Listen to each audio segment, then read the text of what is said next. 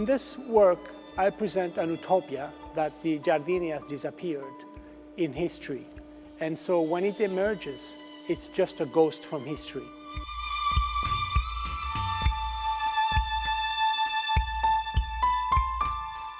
Venezia, Venezia is a poetic invitation to rethink, to think again the model of the Biennale. Because it's a model that was created more than 100 years ago. And in the Giardini, we still only have 28 national pavilions. And we have to look around Venice, around the city, and in the Arsenale for the other countries. So when we look at the architecture of the Giardini, what does it tell us? What does it tell, for example, an African artist? It tells this artist that Africa does not exist. And so I'm inviting here the audience to rethink the model of the Biennale. Why? Because artists create models of thinking the world.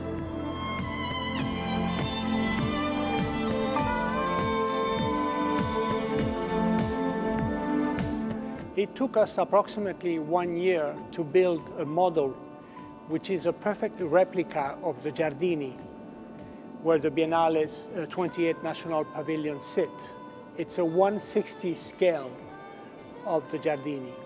And here we can see exactly as it is today. We hired an architecture office to do the rilievo, to do a supervision of the entire Giardini in order to be able to do this model. And so every pavilion is here up to its most detailed elements.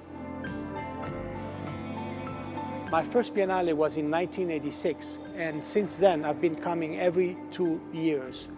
And so I have, I think, a large experience about the Biennale, and this work is a response to what I've seen in the last 30 years.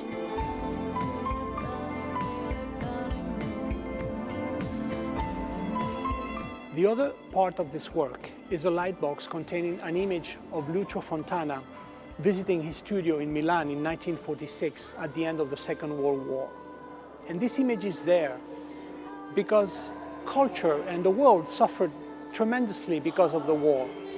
But the post-war Italian artists, they managed to shine a light on Italian culture.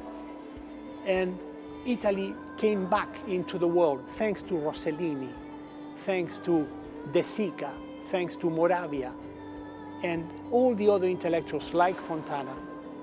So that image is there because it gives the idea that artists can make change and we can affect culture.